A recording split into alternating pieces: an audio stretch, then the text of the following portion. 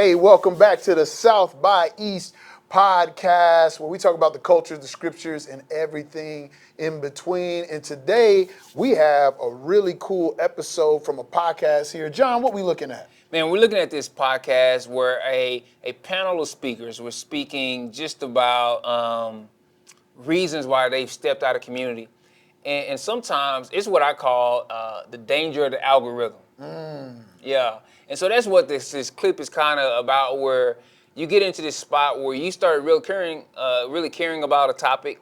And so you start reading more on it. And that's good to a certain point. And then at a certain point, it becomes bad. And so let's hear this clip from Sho Baraka where he's talking about this. All right. When I start to notice that I'm not long-suffering with people, when I start to notice that I'm not experiencing joy, when I start to take on the anger of the world. So that's one of the dangerous things about only reading people who, like for instance, especially during that period in which I talked about, they're great books that talk about racial justice and anti-racism. However, the problem with 99% of those books is they lack hope. And the Christian does not have that luxury to lack hope. And so for me, what I would do is I would take that information in and I would say, well, ain't no hope for these white folks. You know what I'm saying? And then that, you think by eating that cake that it only it affects your relationship with white folks. It affects every area of life. You know what I'm saying? And then you start to become a little less diligent in loving your wife and loving your kids. And maybe in business, you start to, you know what, I deserve this. You know, let me skim a little bit. And then your convictions become loose in every area of life. And I think oftentimes I'll say this, and it also, it's a correlation, and I'm not saying but it also happened when I stopped going to church. Like the moment I left my church and was like, they're not doing the justice thing the way that I want them to, I'm mature enough, I can have church at home or just read and listen to Jackie preach to mess out that text, and you know what I'm saying? She wasn't strong enough to.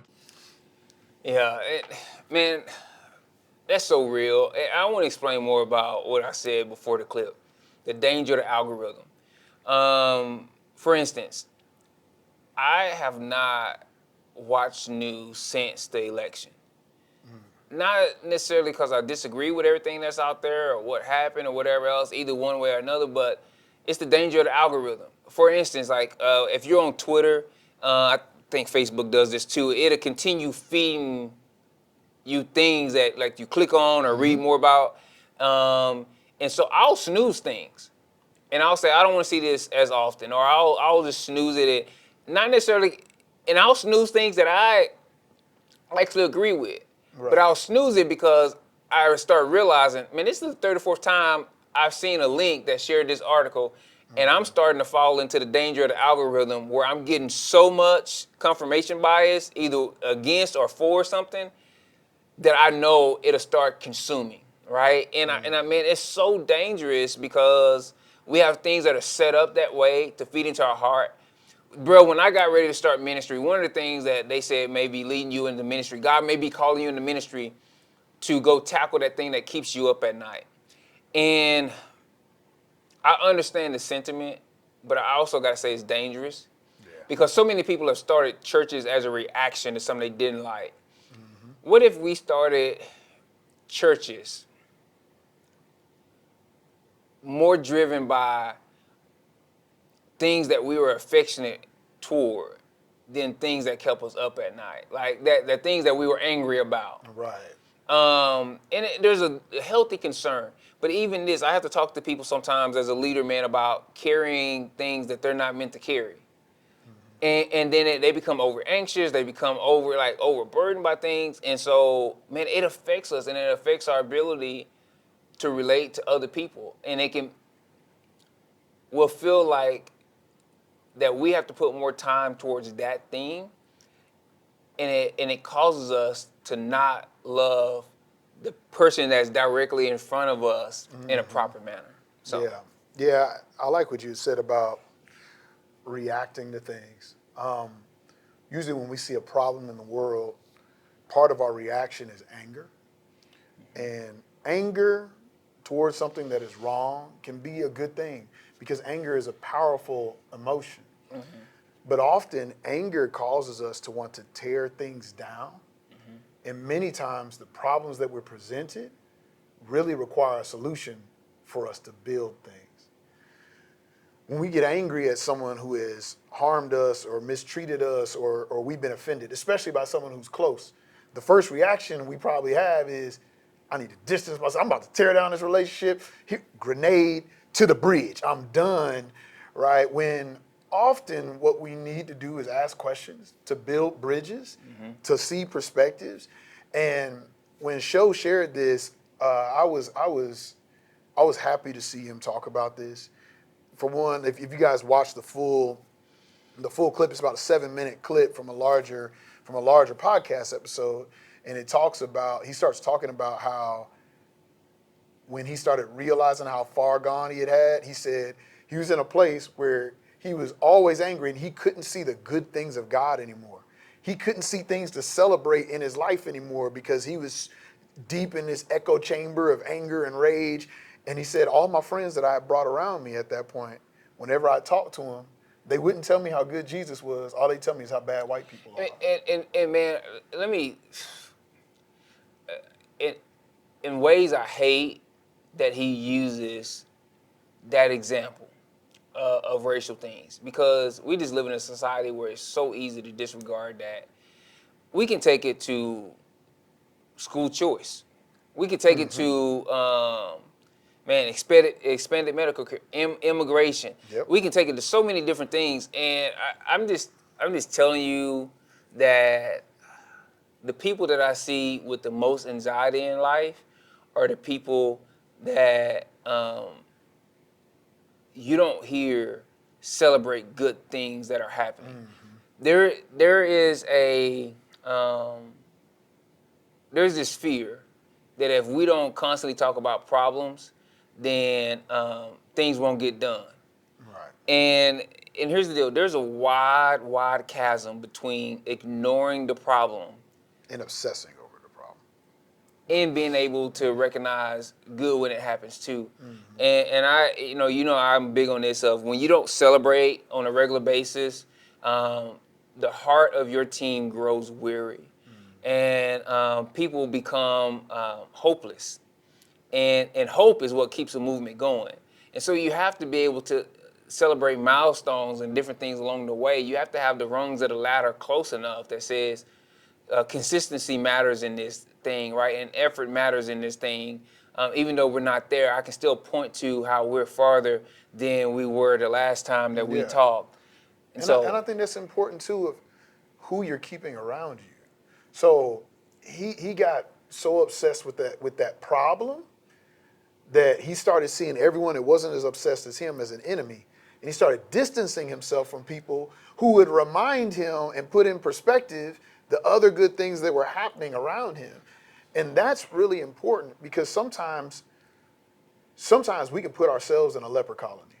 Sometimes we can see something and say, I only want to be around sick people.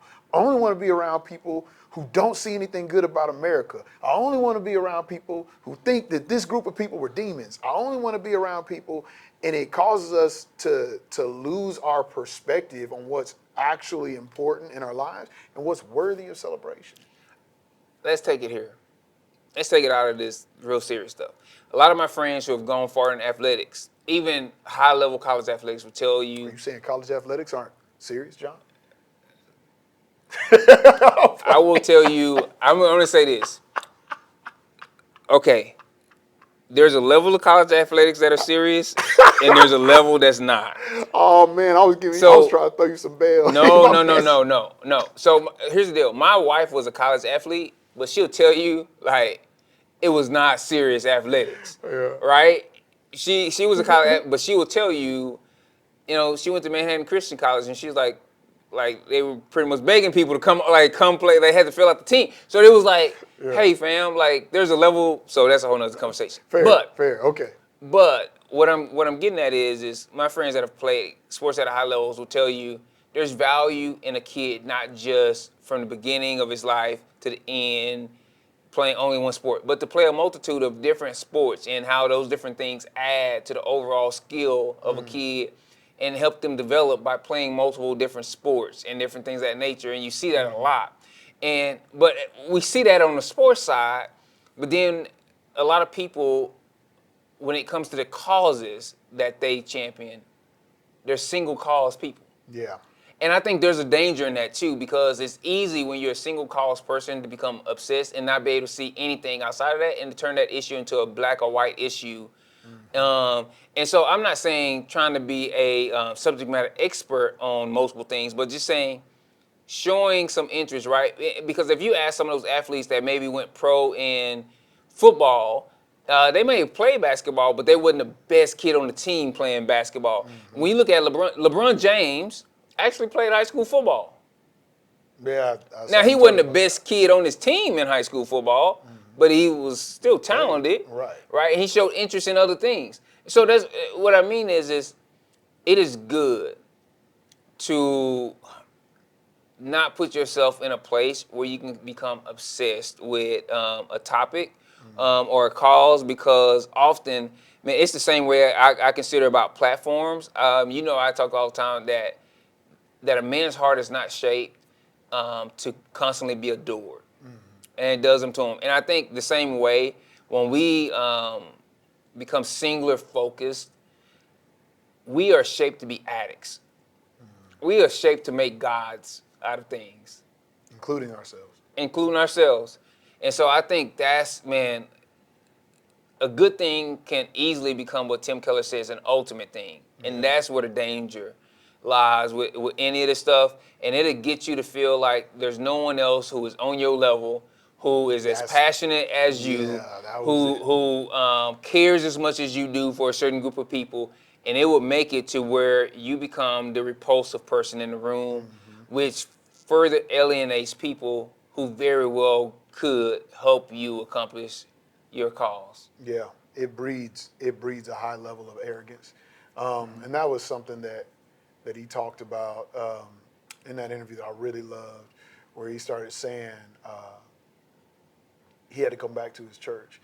And that was the point. He said, a lot of the books I was reading were good books. They were helpful, but they lacked hope. And as a Christian, we don't have the luxury of lacking hope.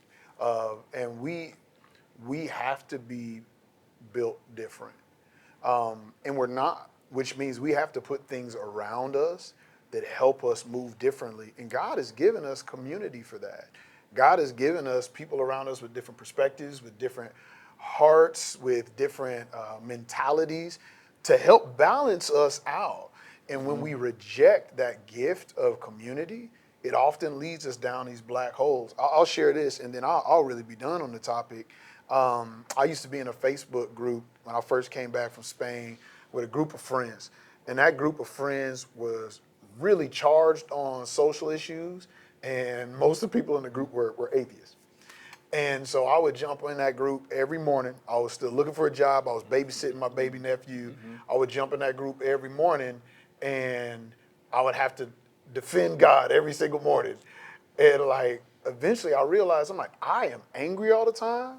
I am depressed all the time. I'm upset. Everything in the world seems bad and wrong. And I was like, it's because I keep surrounding myself with the angriest people. And all I do is put myself in a pit of angry people that I got to fight. And we all fighting with each other. And I'm like, this is not healthy. And I quietly just left the group.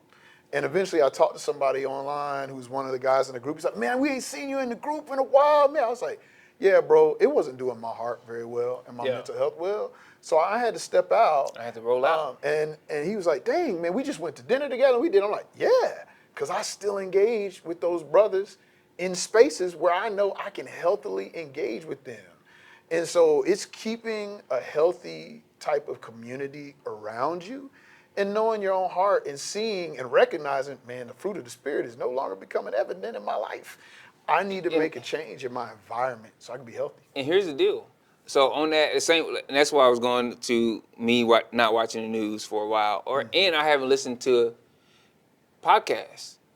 I've been just like leaning more on books and different things of that nature right now, just kind of taking that breather because I still am on social media because a lot of things that we do are based around social media, and so I have to interact with people on there, and so I had to break in some other areas, and you have to know what's healthy for you, man, and be able to interact in those ways because that's what's going to help you get through.